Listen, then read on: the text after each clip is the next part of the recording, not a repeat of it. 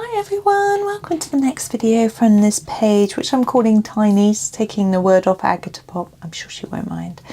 From Small Victories by Johanna Basford. We have another floral today. What I thought we would do with this one was we would do a little bit of blending fun on the petals. Now, it's not often that I blend two colours together to make another one, because I often don't need to. I'm very lucky to have a big range of different colours in most of my pencil sets, so blending isn't always necessary, but I thought I would show you, so we'll have a little bit of fun with it. So we were going to do, I've decided to do a red to orange to yellow. I think that's quite a nice combo.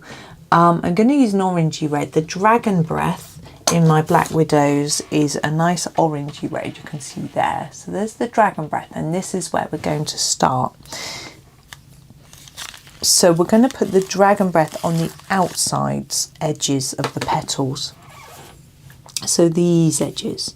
Now the best, when you're blending, when you know you're going to blend a colour, the best thing you can do is to try and reduce how much is on your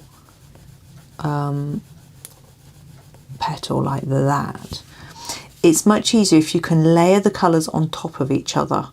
If you do this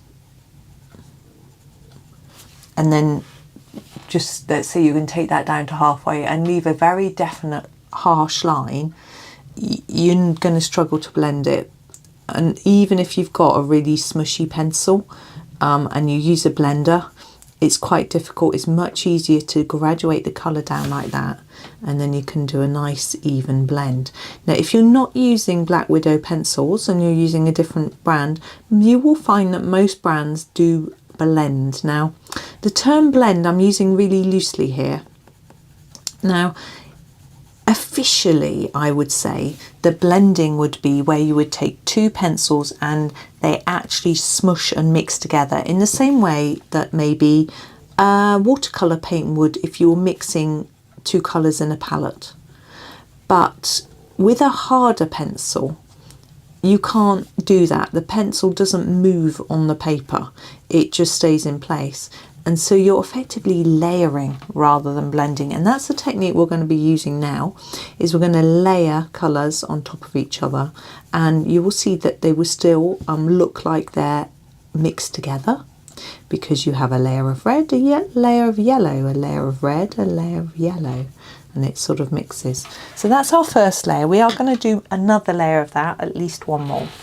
Now to make it slightly easier to blend, I'm not going to use a really pale yellow because they're hard to see, and I'm not going to use a really lemony yellow. I'm going to use a slightly more orangey yellow, so we're a little bit closer to the colour that we're using. So I'm going to use a colour called Aztec Gold. If I can find it, here it is. So as you can see from the end, it looks quite orange. It isn't as orange as it looks to me on the camera, but it is an orangey yellow, so that will help us. Now, what we're going to do now with our Aztec Gold is put down quite the thick layer here and then reduce it towards the middle. So we're effectively doing the opposite that we did with our red.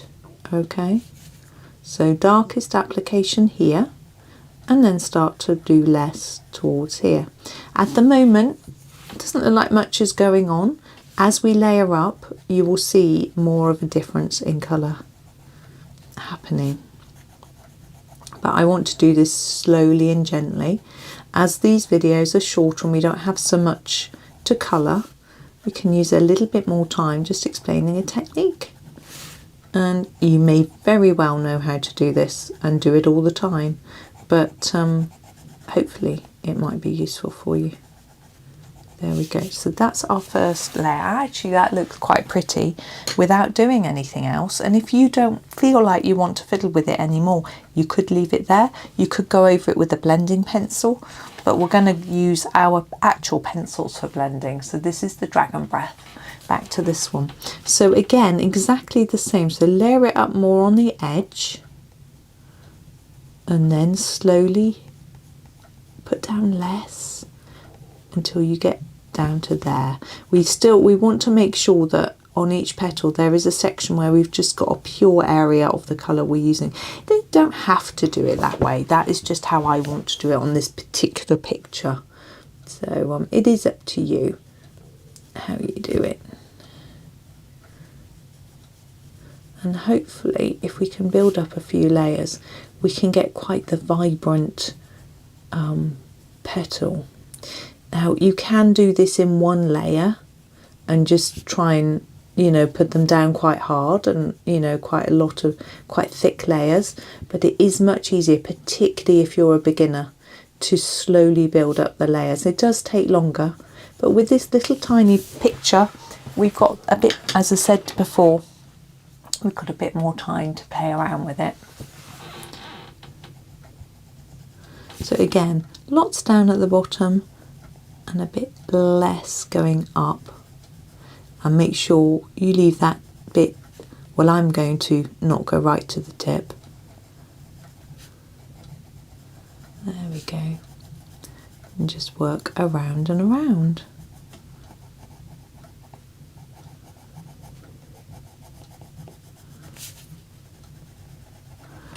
Now you could stop here. It's very vibrant in my camera, but I'm going to do one final layer, the same, exactly the same again. So I'm not going to talk you through it this time, but it's Saturday today. It's been busy. I got up, I stayed in bed a little bit later, give my son a line. He'd been up till 1, he was struggling to sleep, and then went off to the farmer's market, which was jolly as usual. Then to the supermarket, got groceries in, and then back to our Aztec gold.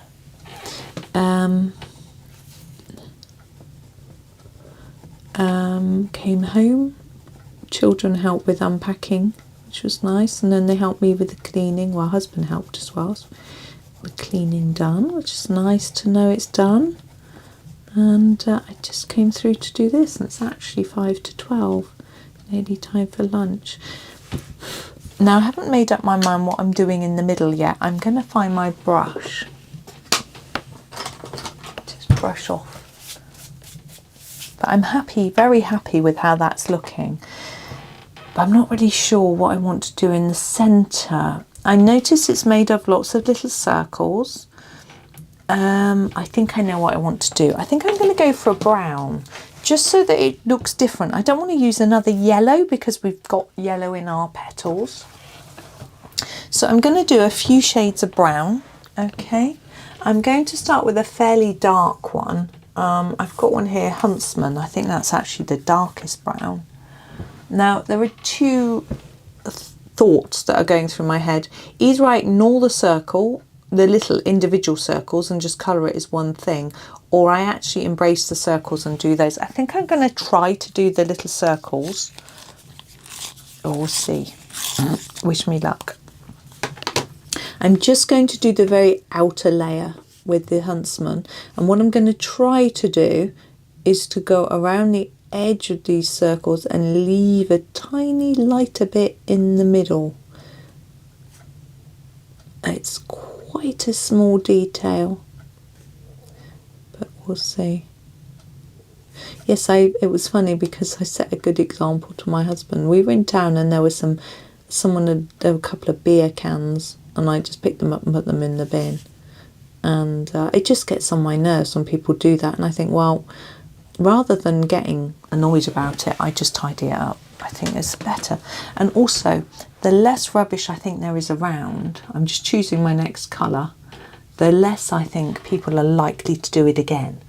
You know, I think if the streets were perfectly clean, I mean, they're not, you know, I think people would probably be less likely to want to litter, but I don't know if that is true.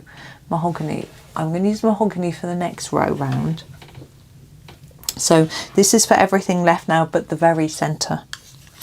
So I picked up these couple, I mean, sure, it didn't make much difference, probably loads of other litter. Cans are quite good for picking up, I always think, because they aren't that dirty. And anyway, my husband followed suit, and when we got to the supermarket, he picked up some rubbish in the car park. There's loads of rubbish in that car park. They used to keep it immaculate. They would sweep up all the leaves, all the rubbish. I think they just can't afford to pay the staff to do it. The very centre one I want to be our lightest colour. I think I'm going to use the Castle. There's a colour called Castle. Oh, that's not it. I've grabbed the wrong one. There it is. Castle. So we're just going from dark brown to mid brown to light brown. So if you're trying to use a different set of pencils, that's what we're doing.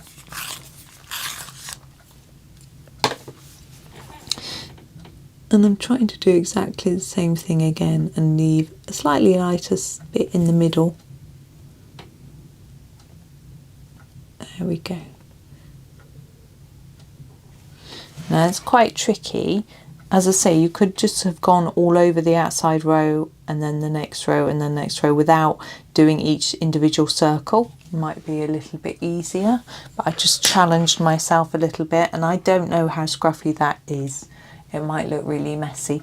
Now you might want to, on this one, actually on the first one as well, put a little bit of shadow between each petal so they look a little bit more three-dimensional and less flat, but I'm not going to do that. I did that on the last video that I made for Small Victories, where I put in lots of shadows and things. This one, that's not what I want to do, so I'm not going to do that on these. But obviously if that's something you want to do, if you think it will enhance it, or you feel that you want to have a go, then have a go. You know, I would use the Huntsman and just draw a little extra line where they're overlapping, just to make it look a little bit more shadowy. Not what I'm sort of thinking of doing. But there we go. There's that one all finished. Thank you very much for watching. I hope that you enjoyed that one. Have a super day and happy colouring.